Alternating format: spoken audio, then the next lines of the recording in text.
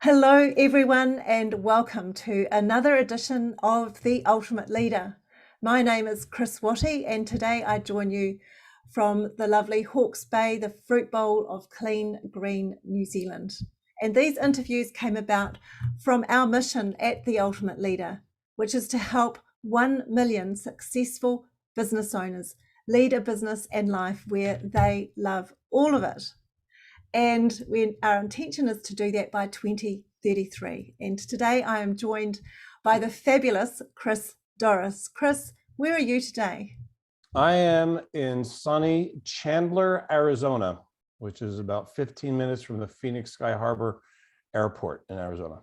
Great, wonderful. So we're meeting across the planet, which is the wonder of technology today. So for those of you who don't know Chris is known as the mental toughness coach. And Chris's mission is to inspire humans to stop unnecessarily settling, struggling, and suffering. And his methodology in accomplishing this is through mental mastery training. So Chris and I today are going to be talking about mental toughness. That is our topic, and we're going to explore this topic in around 10 minutes. So Chris, let's dive in. So firstly, what is your mission, Chris? To bring lightness of being to the planet. So when I meditate, the first question before I go into meditation is the same question, really, what's my mission? But I articulate it, what's my purpose? I look at those as identical, and my purpose is to bring lightness of being to the planet, specifically by helping people learn how to control the way that we respond to reality so that we're maximizing the probability of being the miracle makers that we're designed to be. Beautiful. And we all need more of that. I love that. That is so beautiful. So Chris, who's your ideal client, and what are some of the issues that they would be facing? So my ideal clients, I'm doing like 90% of the work that I'm doing right now is coaching in huge industries, right? Some multi-billion-dollar international companies, and coaching some of their leaders. And then the other 10%, I'm coaching, I have private coaching clients, but the through line is my ideal client is anyone who's willing to enthusiastically, we were talking about that word before we started recording, explore how they can be better at creating miracles. And I don't use that term euphemistically, miracles. I use that literally. Literally.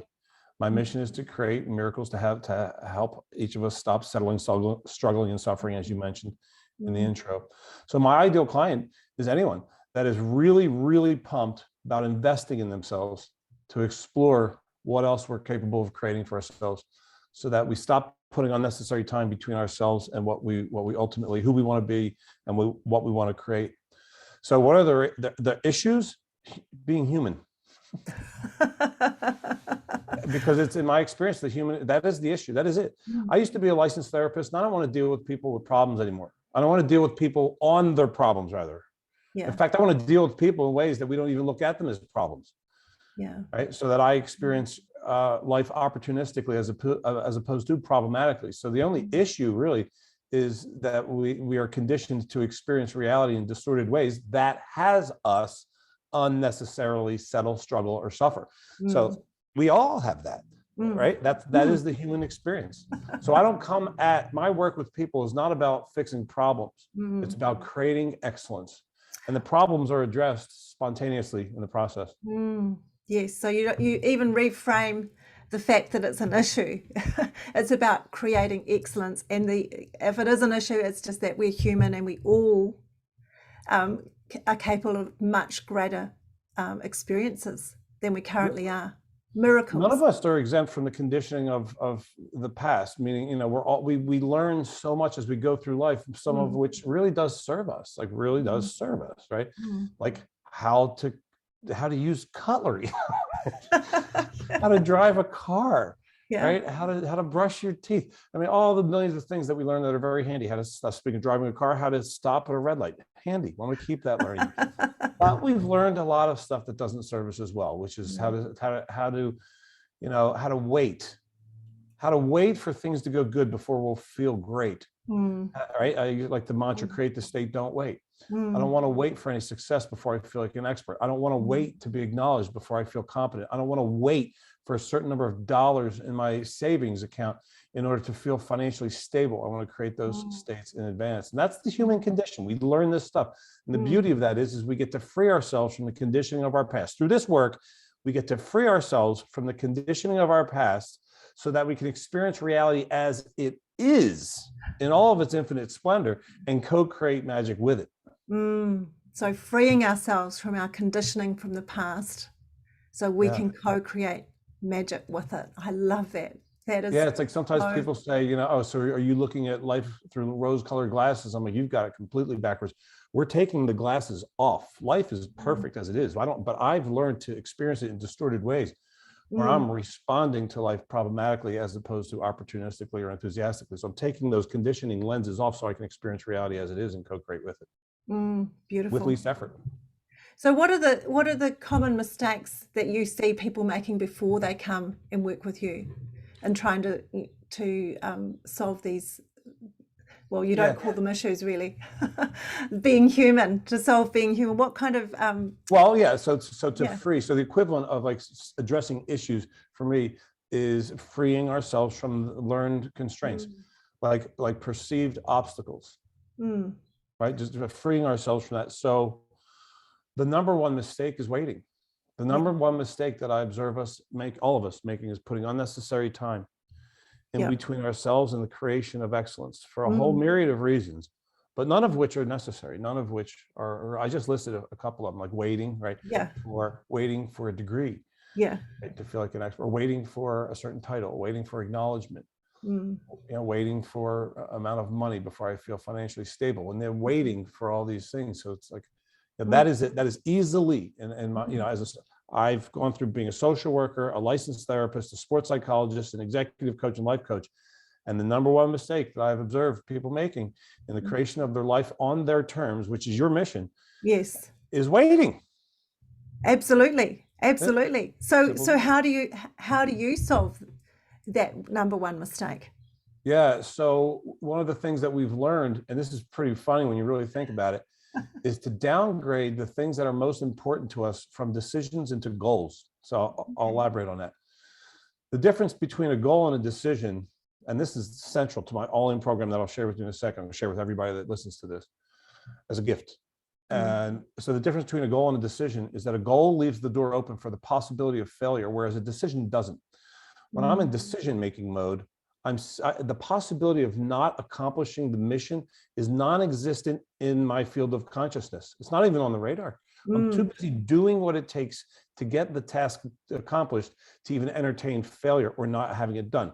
We spend the vast majority of our lives in that all-in state, just doing things we don't care about, like brushing teeth, right? Or picking out what clothes you're going to wear, or driving to the store.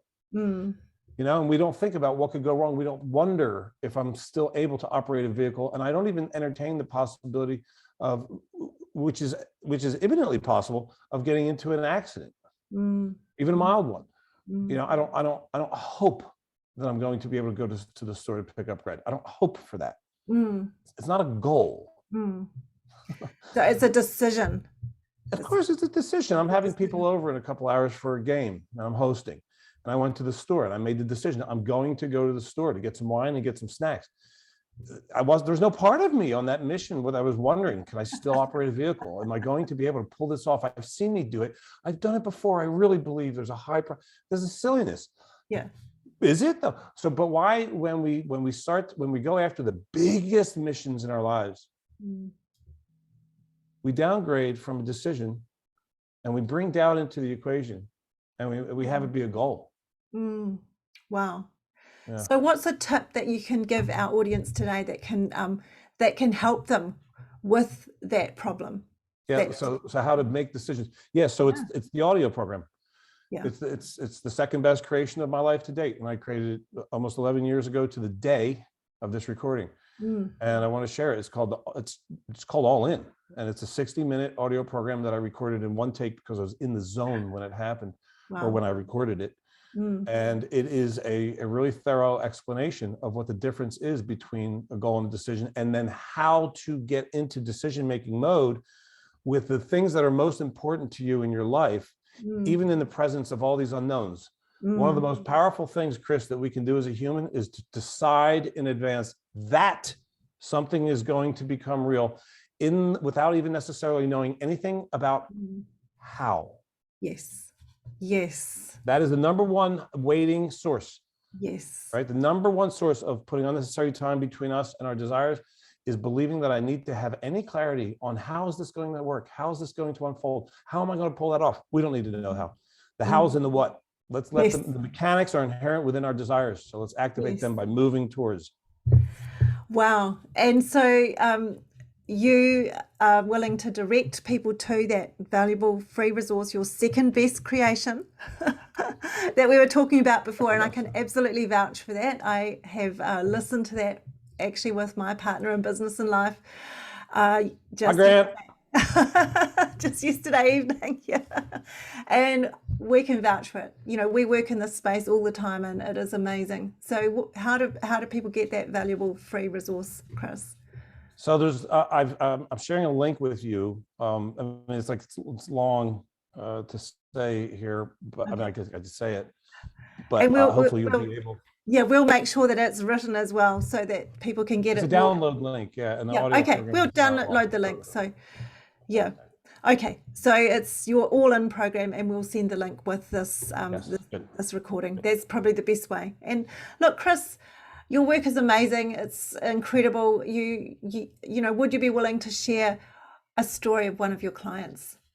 Yeah, this is a very recent one. This is hot off the press, actually. So one of my one-on-one coaching clients, who is a leader, a sales team leader in one of these big companies that I'm working with, had a deal that was in the making for months and months and months with another very large company. It's a huge deal, like a $4.5 million deal. That's a big deal. Yeah. And they wanted to close the deal. They were at the end of it, but they wanted to close it before the end of the particular quarter, because and then all the people involved with the creation of the deal would get 1.5 times their actual bonuses if they close it in this quarter versus next quarter. So there's a lot, and that's a big bonus given the size of the deal. So that's like life-altering money. So it mattered. Yeah. Right. However, the CEO of this particular company was unambiguously clear, telling them, I'm not signing the deal until next week. That would be the next quarter. Nobody would get the extra bonuses. And the CEO also said, and I don't do DocuSign. I'm old school. I actually only physically sign ink on paper. That's what the CEO said. And everyone heard that except my client. Heard that, was like, oh, well, darn it. Well, we'll put it into next quarter. And my client, because he gets the all-in mentality, he said, no, we're having this occur. And they all said, John, how's it going to work? He just said, the CEO just goes, no, I don't care. I don't care what he said. Everybody on this team right now needs to get into the decision that we're having it happen. We don't know how yet, but when we get all in together, we will discover that. Wow. And sure enough, long story short, they all got in. They all got all in. They decided that they're going to have this happen. And this conversation happened on a Thursday. It happened again on a Friday, and it actually ended up getting closed on a Saturday. Somebody had the idea to go see. There's lots of more details I'm leaving out, but one of them at the end is really fun. That they discovered that the CEO of said company was at a swim meet, his child's swim meet, and they were in the same town. This person was in the same town as the CEO or the swim. They just discovered it because they were all thinking big. They were activating creative genius from the all-in state. And they just asked him, what's something you really love? And he said, I love black licorice. So they got 15 bags of this fancy black licorice, brought it over, and the guy ended up signing the deal using DocuSign. Wow. And they all got their bonuses because they activated creative genius by being all in. When we get all in, we create miracles. Yeah, I love that. Get all in, activate that all in state, create miracles. That is fabulous. That's what you're all about. And look, Chris, our last question is, look, what is the one question that I should have asked you that would give great value to our audience today? And of course, the answer too. So the question would be, is what's something that we could all stop doing right now that would have a monumental effect on the quality of our lives? And the answer is complaining. So scientists say, I read a research study recently that says that we humans on average complain once every 11 seconds. Oh my goodness. So 99.9% of our complaints happen silently in our minds. And they're about all kinds of small different things, but we've gotten into a habit. We've truly mastered complaining. So let's unmaster that and replace it with becoming masterful again, meaning how we were prior to being educated to experience reality problematically, get back to experiencing it enthusiastically. So replace your, and I love that word, you said this, and I say this all the time, that the word enthusiasm and gratitude are two of the smartest states that we could ever choose to put ourselves into with good thinking, right? So enthusiasm, the word itself, comes from the Greek words entheos, which means the creator within. It activates creative genius, and gratitude does the same thing. We always have access to gratitude. So here's the practice. Start heightening your awareness to the frequency with which you complain. Start reducing the frequency profoundly, right? Complain less today than you would have having not heard this, and complain less tomorrow than you did today, and replace those complaints with authentic expressions of gratitude. That is not hokey, that's intelligent, that is mastery, because then you're activating chemicals in the internal pharmacy, dopamine and serotonin, that are the on switches of all intelligent centers of the brain. Complaining makes us stupid, gratitude makes us smart. Wow. And I just love that, Chris. And I just want to say, for those of us who think, well, I'm not complaining right now, you're actually talking about the internal voice as well here, and especially that internal voice. So it's replacing that complaining with enthusiasm and gratitude. That is a gem for all of us today. And look, this is perfect. And thank you so much for your time today, Chris. Super fun, Chris. Thank you for the invitation. Thank you.